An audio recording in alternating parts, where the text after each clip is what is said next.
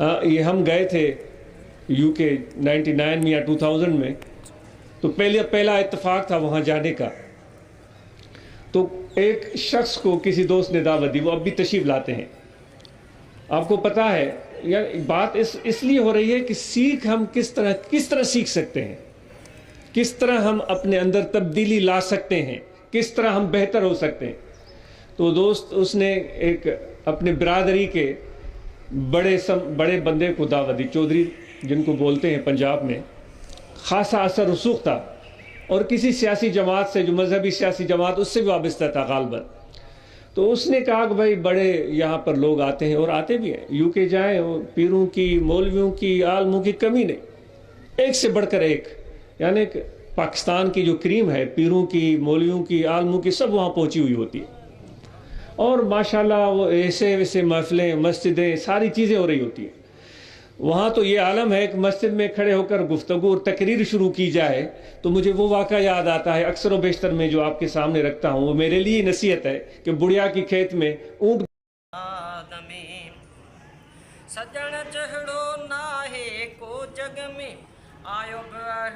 چڑیا تو اڑ جائے گی لیکن یہ اونٹ نہیں جانے والا. تو بڑھیا نے پوچھا کیوں نہیں جانے والا؟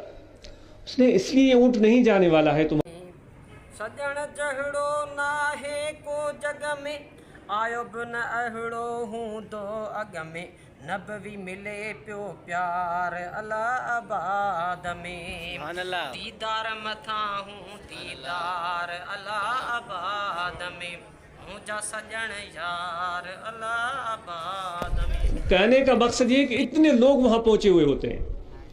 تو اس نے برملا کہا کہ بھئی مجھے کیوں لے کر جا رہے ہوئے؟ میں نے بہت سارے دیکھے ہوئے. چندہ ہوتا ہے، آخر میں سوال ہوتا ہے. تو اس نے کافی ان کا مکالمہ ہوا. تو اس نے کہا، اس درویش نے، فقیر نے اس کو کہا کہ صحیح آپ ایسا کریں کہ آپ کو فکر ہے کہ وہاں چندہ ہوگا، آپ اپنی جیبیں خالی کر کے آئیے گا. ایک پاؤنڈ بھی اپنے جیب میں یا ایک پینی بھی اپنے جیب میں مت رکھیے گا.